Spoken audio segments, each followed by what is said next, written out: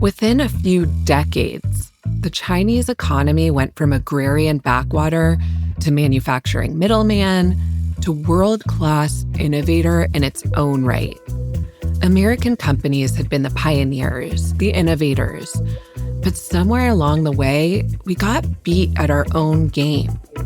And in too many cases, it was with our own stolen IP. Throughout the 2010s, examples surfaced everywhere. The world's top telecom player, Huawei. They're the biggest supplier of telecoms equipment in the world. So why are countries increasingly turning away from Huawei? The world's top solar panel makers, all Chinese. The first solar panels were invented in America in 1954.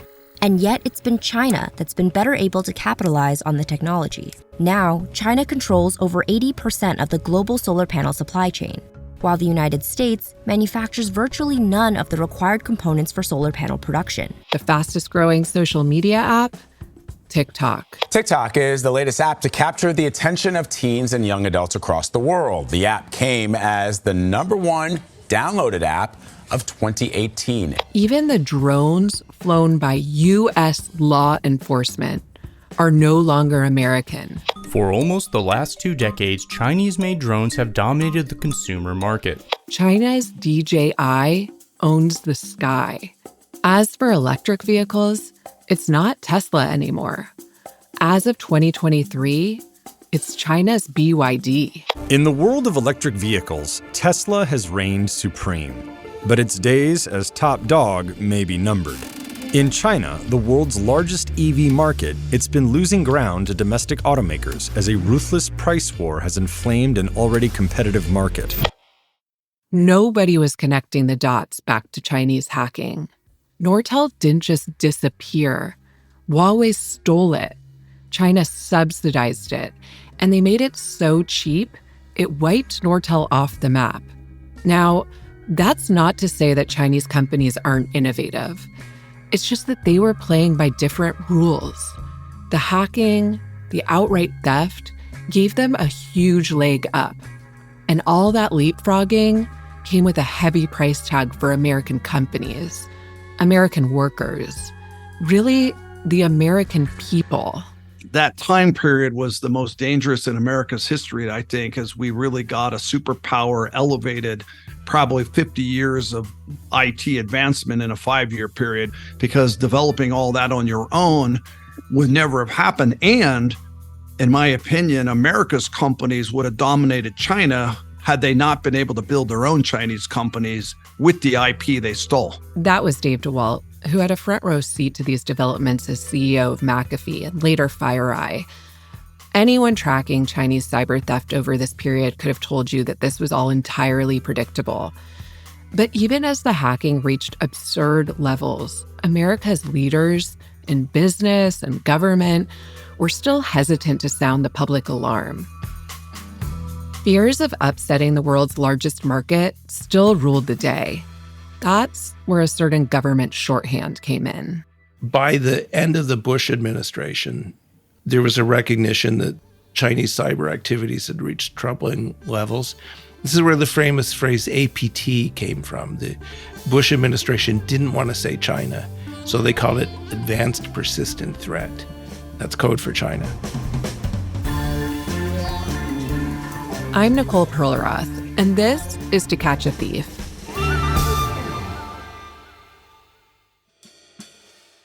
I learned the meaning of advanced persistent threat back when I was at the New York Times. I was reporting out a wild story about how Chinese hackers had broken into one oil company. They tried to break in all the usual ways, mainly through phishing emails. But when that didn't work, they searched for the company's employees on Facebook and discovered several of them had liked the same Chinese takeout restaurant. So what did they do? They hijacked the restaurant's PDF takeout menu. When the oil company employees went to order some General Tso's chicken, they got a helping of Chinese malware instead. Once they were in, getting these Chinese hackers out of your systems, finding and closing every back door was a huge challenge. In one case, the U.S. Chamber of Commerce, basically the country's biggest business lobby, discovered they'd been breached by Chinese hackers. They brought in the FBI and private security firms and believed they'd cleaned house. But then months later, one of their printers inexplicably started printing out reams of documents in Mandarin. Separately, some of their lobbyists started complaining that the thermostats in their corporate apartments in DC were acting funny. Upon closer inspection, both the printer and these thermostats were still communicating with IP addresses in China months later. This was the level of persistence we were dealing with. Back to Dave DeWalt. This was stuff we hadn't seen before. The epiphanies of a major government stealing from American companies, directly government on business, and then government on security companies to business was something we had never seen. And so that was a wake-up call for all of us to go, wow, okay, this is beyond government on government espionage and activities. But when you start seeing little companies almost measured by a press release coming out as a Series A investment getting hacked by the Chinese, you knew you're in a whole new era. And that's the era I grew up in. These days, DeWalt runs his own cybersecurity investment firm, Night Dragon. And yes, he named his firm after the Chinese hacking campaign. Some of these thefts still haunt him. I spoke at an airline transportation summit, and I showed 150 breaches on how China built its next generation jet. So they stole all the parts to the jet, from the airframe to the avionics to essentially, and it was, I wanted to call it the C919, but I showed the entire airframe and avionics and every confirmed breach that showed how they had a strategy to build the entire aircraft from the breaches of American companies. Now, it took them a while to get it off the ground because, it's not easy just to steal it and build it. There's a lot of engineering process that goes with it, but eventually they did. And now they have their own capabilities to build their own aircraft, commercial airliners that all came from breaches of the U.S. The Comac C-19 came to market in 2008. It took another 10 years for the U.S. Justice Department to detail in an indictment how Comac narrowed the technological gap between what it could build and what its Western competitors could do. Before 2008, Comac relied on companies like Airbus, GE, Honeywell, Belgium's Safran for major components. But China was determined to help Comac, which is short for Commercial Aircraft Corporation of China, stand on its own 2 feet. Chinese spies bribed employees at these Western suppliers to hand over trade secrets, and some of them did. A few are now in jail.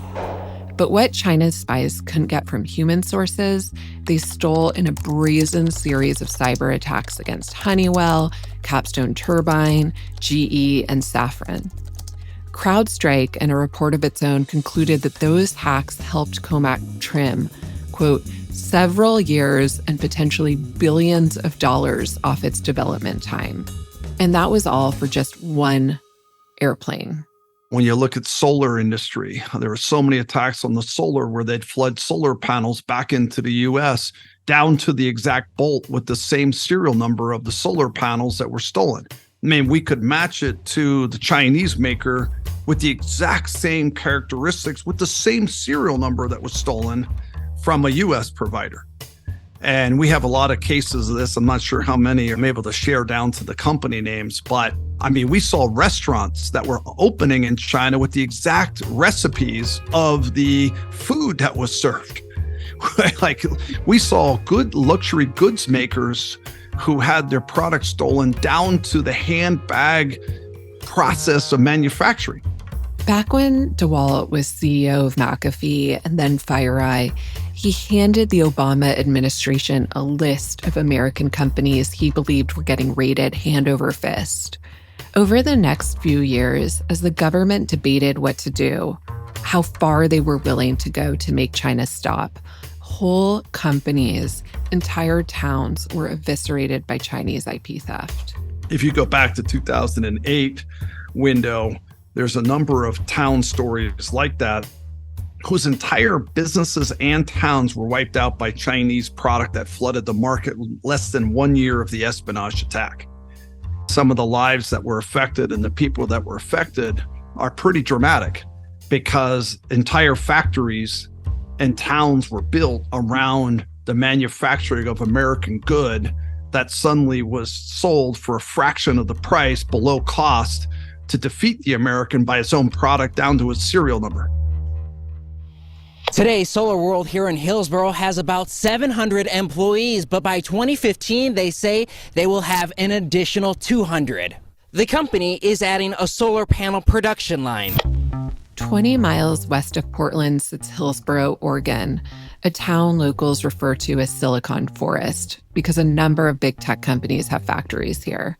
Intel, Salesforce, and until recently, Solar World, a German solar company, housed the largest solar cell manufacturing facility in North America here. At its peak, Solar World hired more than 1,000 locals. The company was among the first in the world to manufacture a next-gen solar cell that was highly coveted for its efficiency and flexibility. These solar cells allowed panels to work in lower light conditions and in extreme heat. I use Solar World panels. I use Solar World panels because we can trust them. By far the best module manufacturer that there is in the world. German engineering, American made, that hits home for most people. The rate at which the innovation was taking place, the rate at which we were implementing and breaking new ground was just breathtaking. That competitive edge put Solar World in Chinese hackers' crosshairs. The CCP first highlighted solar energy on its 5-year plan in 1981, and solar has made every 5-year plan ever since. In 2012, Solar World discovered Chinese hackers had broken into its network and passed its crown jewels over to Chinese state-owned enterprises. Soon, those companies, aided by Chinese subsidies, were dumping cheaper copies of Solar World's panels into U.S. markets. Solar World fought back, both in court and in the corridors of Washington, where they lobbied for tariffs on Chinese panels. But it wasn't enough. By 2017, Solar World laid off more than 800 of its Hillsboro factory workers. The factory shuffled hands through a series of takeovers and ultimately closed up shop in 2021. Emotions are mixed here at financially troubled Solar World. We're in the process of laying off people. Spokesman Ben Santeras tells me the layoffs at Solar World have been happening for the last couple of months. U.S. solar manufacturers are finding it next to impossible to compete with much cheaper imports flooding the market, mainly from Asia. People are being affected. They will be affected all the way up and down the value chain in the U.S. We're sad to have to say farewell to our peers, but it's a necessary move that we need to make in order to survive. When you start to look at it through the lives of people like that, who lost their jobs, had to go on Social Security, or had to migrate out of the cities because of the Chinese espionage, it's a real factor. These shutterings were happening to hundreds of companies and towns across America. Some, like Solar World, tried to fight back. Here's Steve Stone. He worked with a turbine maker that discovered its Chinese competitor had copied its hardware and software, down to mistakes in the original source code. There was only a handful of companies that really built that technology, both the software and the hardware. And one of those US companies went out of business. And then they sued the Chinese government in US court because they said they literally stole our design and then they just sold turbines at a much discounted rate and they displaced our business. And the court case came down to an actual source code review and it had the US company's name in the Chinese source code. The US company went and bought one of these Chinese turbines and then just mapped everything out. So they were able to say, this isn't just a manifestation of our source code, it's our actual source code. We're going to point out spelling errors. Our actual company name is in this. And that company no longer exists. It was taken to create a viable Chinese business, which now is one of the top turbine producers. This is very much a long game for the Chinese side of the house. It's worth noting that 4 of the world's top 5 turbine makers are now Chinese companies. Meanwhile, Western competitors like Capstone Turbine filed for bankruptcy in 2023, citing decreased demand. Factories closing, towns hollowed out, and yet so many Chinese cyber attacks flew under the radar, mainly because victims were so reticent to step forward, scared what the disclosures would mean for their reputation, for their stock price, for class action lawsuits. That's why our own disclosure of the Chinese breach of the New York Times was such a game changer. We've been reporting on the warnings and seeing the examples over and over. State-sponsored computer hacking of American companies by China. Well, tonight, it's the news media itself under siege, including some very big names. The New York Times has been hacked. The New York Times says hackers have been attacking its computer system for the past 4 months, even managing to get passwords for individual reporters.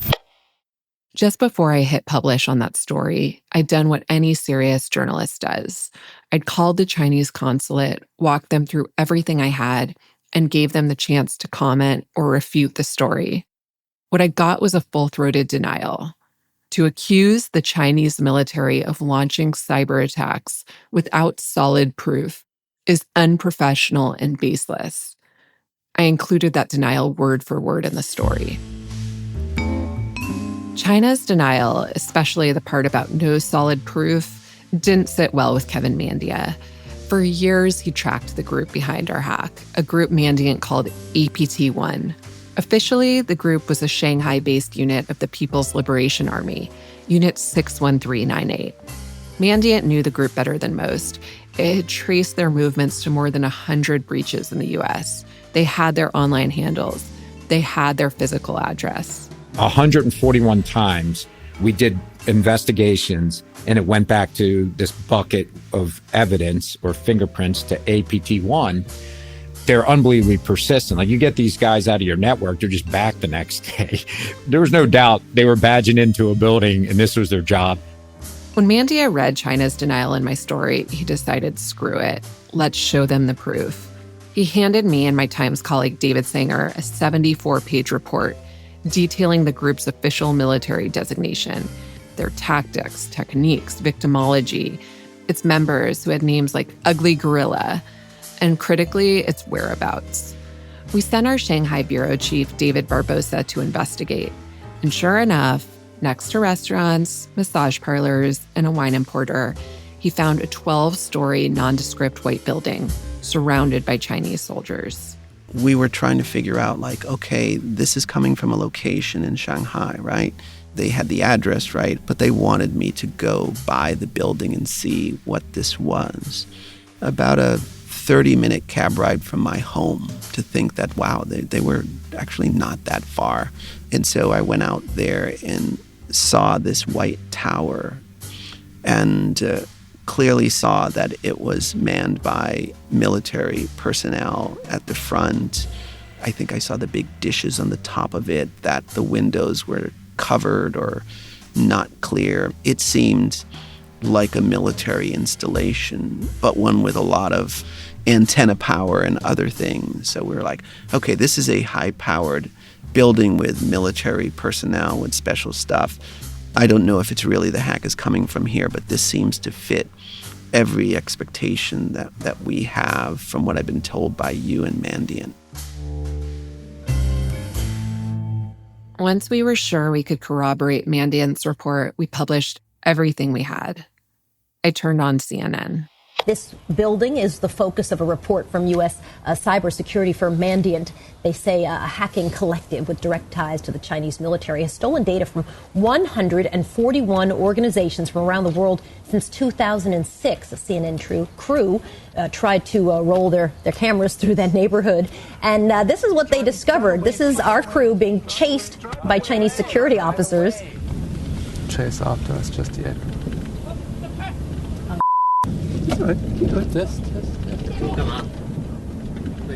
Keep driving. Drive away. Drive away.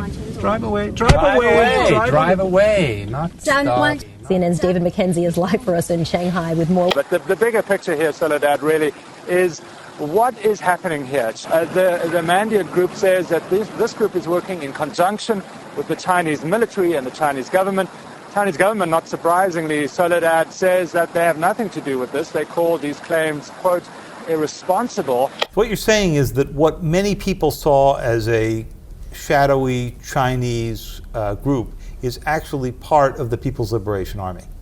Well, I would think it is, and it's taking direction from the PLA. And that's why we've released this report, is there's all this public disclosure now that it's China behind lots of these intrusions. Even Kevin Mandia was shocked to see its impact.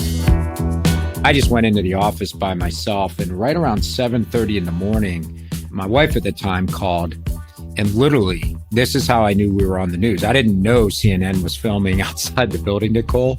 The exact words from my wife at the time was, "What in the F did you do?" And I said, "What are you talking about?" She's like, "Turn on the TV. Your name is on every station." And I'd never told her we were writing the report. I never really thought to, or anyone for that matter. We didn't even tell the Mandiant board about it till maybe one day prior. Hey, we're going live tomorrow with a report that pins China's PLA Unit 61398 to 141 intrusions, primarily to U.S. companies. I just didn't think it was going to be news. That story wasn't just news.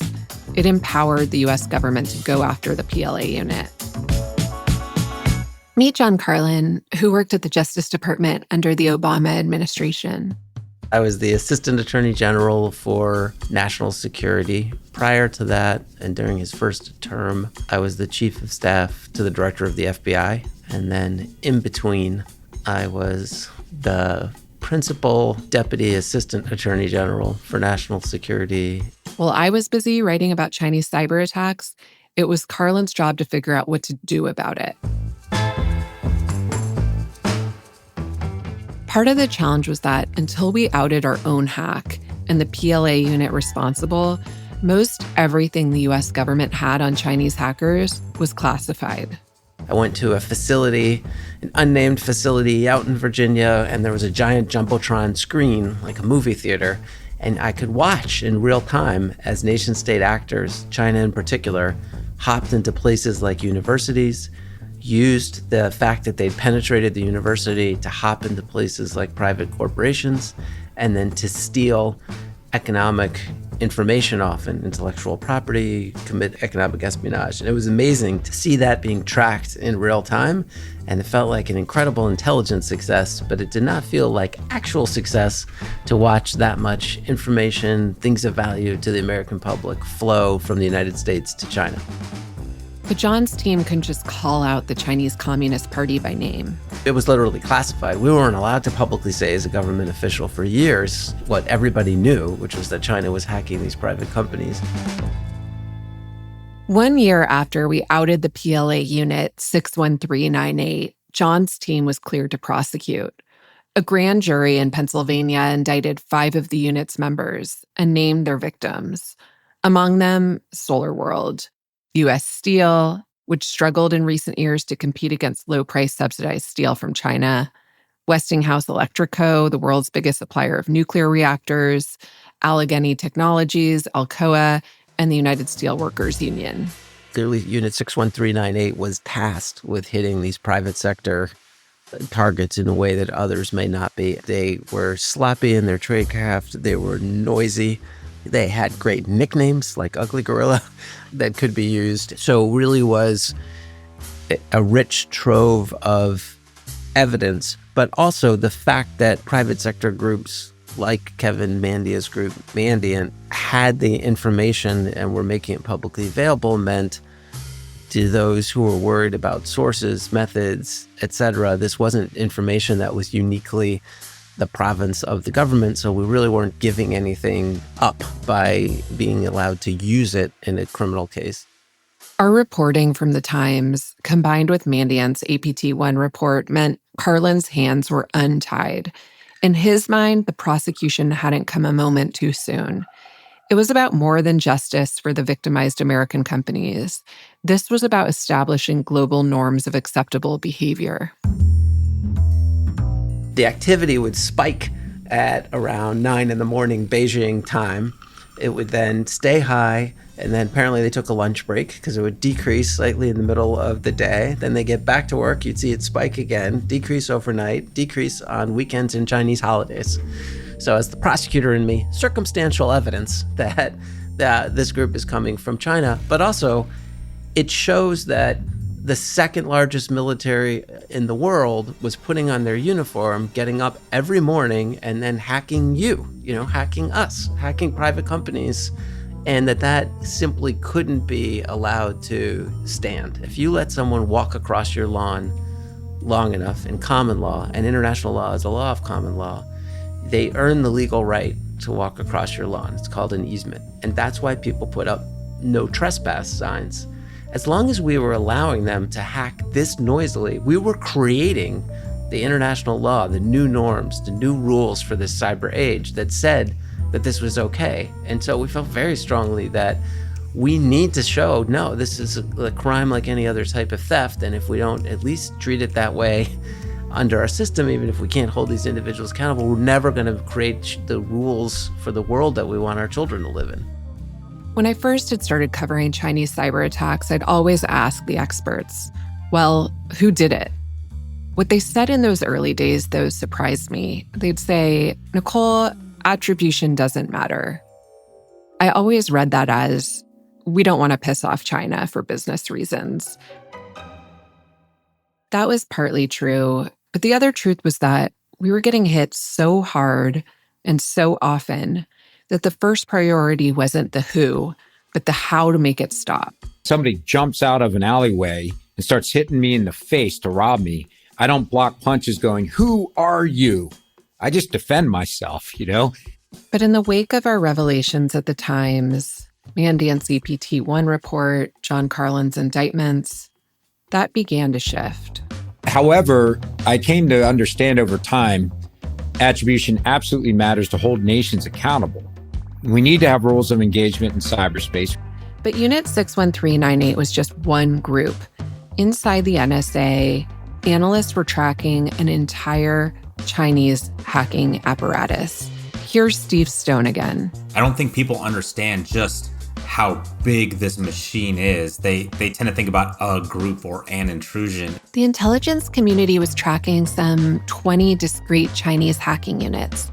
Roughly half were PLA military or Navy units dedicated either to specific industries like microchips, semiconductors, satellite technology, or specific geographies that were just assigned to hack targets in Australia, for instance. These were military personnel clocking in for their daily hacking to-do list.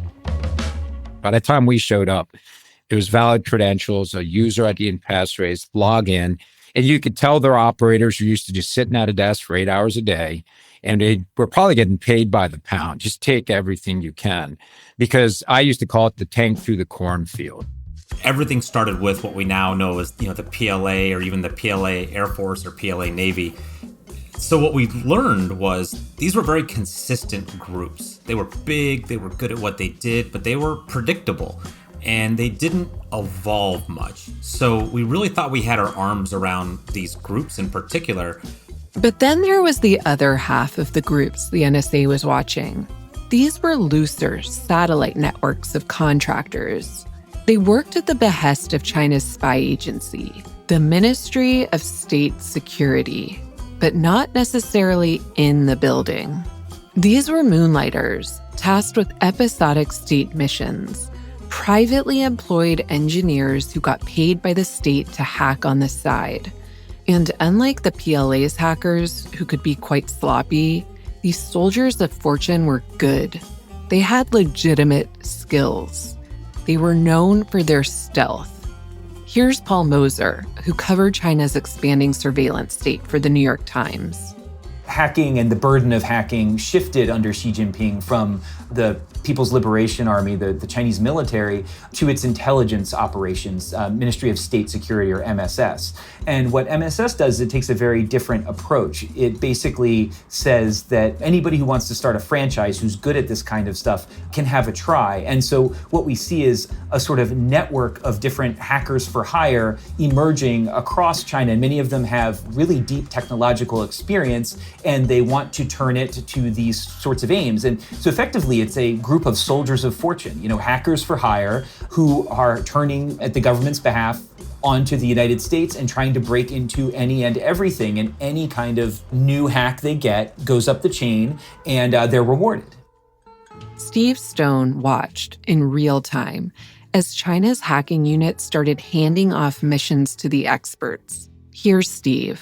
As you mentioned, there's this really emerging moment where we just recognized things were different. And at first we thought maybe these are other military units we hadn't run across yet. And what we really started to get an appreciation for was there was really different skill levels. And there was groups that were really proficient in other things, and you could almost begin tracking how they would work together. We would see APT-1 struggle with an intrusion, and they just could not figure it out.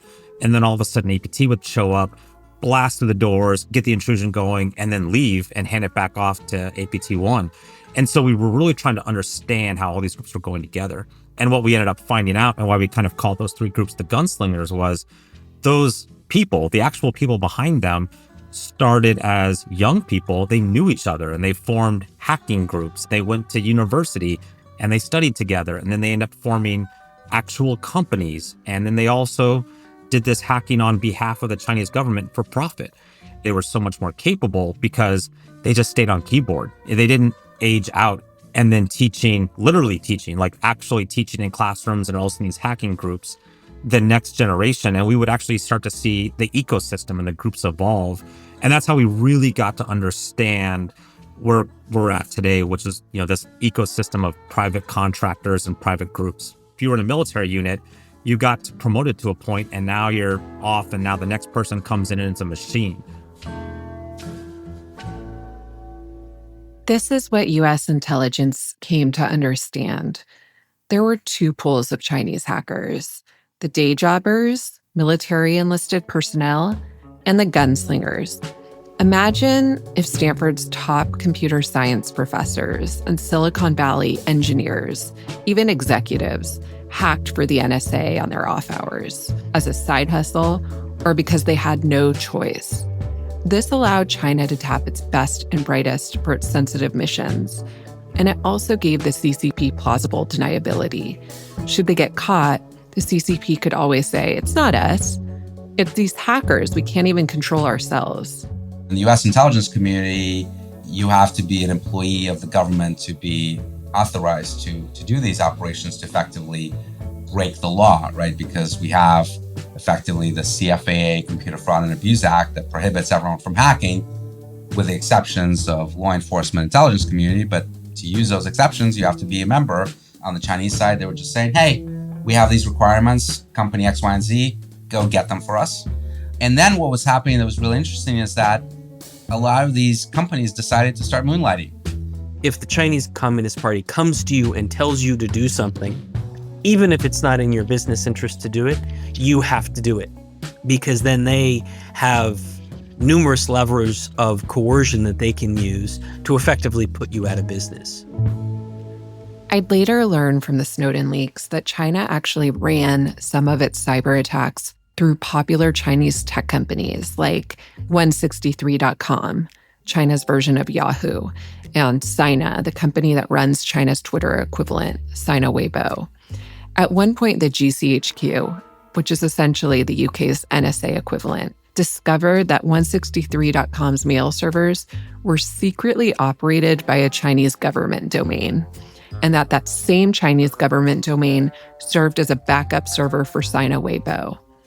In practical terms, that means that the Chinese government had direct access to any and all traffic, including private messages run through Sina or 163.com.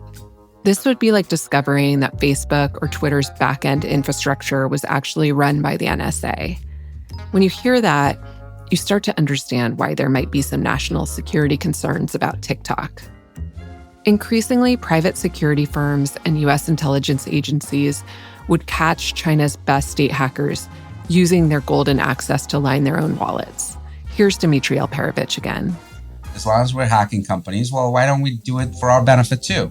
And we started to see actors that would hack into gaming companies and steal virtual currency and just monetize it. And at the same time, they were hacking into national security targets of US government or private sector companies and stealing IP theft, clearly for the strategic interests of the state.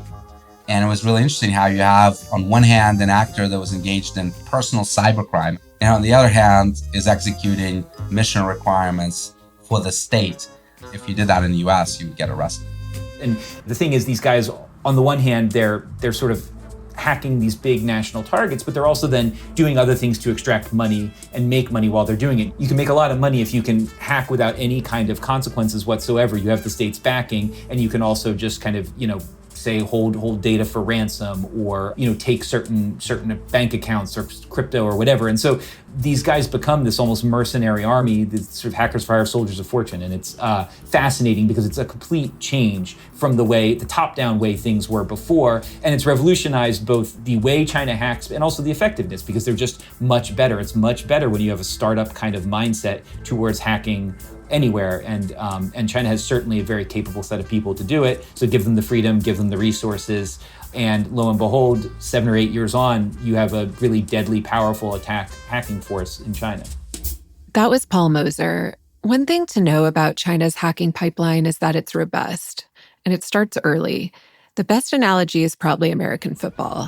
Talents identified young, recruited to the best college programs, and eventually drafted to the NFL. They actually recruit in very interesting ways. They'll have hacking competitions among students. Oftentimes they're embedded in the universities. So a professor of cybersecurity at a university might hold hacking competitions. And then the best student will be recruited into these new MSS efforts. It may be that people who are really capable programmers at a big tech company, like a sort of large Chinese internet giant, might be pulled out and told, actually, hey, you have a future at this. How much of this is forced labor? I'm not sure we totally know. I think it's a mix of both. I do think they tend to look for people who are patriotic, who are at certain universities that are linked more closely to the government and its efforts. But for the most part, usually I think there has to be some level of interest. I don't think they're kind of holding great tech minds and saying, you have to do this. Oftentimes I think there's an approach, and people are kind of interested because there's a financial reward, and there's a power reward. Like if you're working at that level with the government, you get privileges. Hacking is not a bad thing in China. Companies have official hacking teams. Every university does. And they look at us kind of as fools that we don't. Like, why wouldn't you do this? You're the silly ones for not. You're identified early, and you perform, and you get into these tracks. And those tracks matter for military service, they matter for private business, they matter for hacking. The really smart people that hack, and then the really smart people that run tech companies or do tech projects, they're probably the same people because they're on the same tracks. And they're being largely influenced by the same government apparatus in all of these aspects. We don't really have parallels for that. Imagine if you were writing a story where you found out that the head of this unicorn in San Francisco was actually also a hacker for the NSA. Like, that would be front page on every paper in the world. That's kind of what happens over in China with these private groups. As the US started naming and shaming China's hackers, they went underground. After our APT-1 revelations, the PLA unit unplugged their entire hacking apparatus and fell off the map. Other Chinese APTs started moving their operations from Chinese servers to servers here in the US. The welding shops, saddleries, even home routers, precisely where the NSA couldn't look. But of course, even then, the hacking didn't stop. Not by a long shot. The target list only expanded. There were loud calls for the firing of the top administrator at the Office of Personnel Management after it was revealed the hack of government computers is 5 times worse than previously reported. We've got breaking news coming in right now on the hack of the government's Office of Personnel Management. In the last hour and a half, OPM announced that as many as 25 million people may be affected by the breach. Americans personal data was now in the crosshairs. So that old calculus, there was always the sense of, look, it's a trade. We know they steal from us, but we get a lot of money out of China. So right now the trade works in our favor. it no longer applied. I raised once again our very serious concerns about growing cyber threats to American companies and American citizens. I indicated that it has to stop. That's next on To Catch a Thief. To Catch a Thief is produced by Rubrik in partnership with Pod People, with special thanks to Julia Lee. It was written and produced by me, Nicole Perlroth, and Rebecca Chasson. Additional thanks to Hannah Pedersen, Sam DeBauer, and Amy Machado. Editing and sound design by Morgan Foose and Carter Wogan.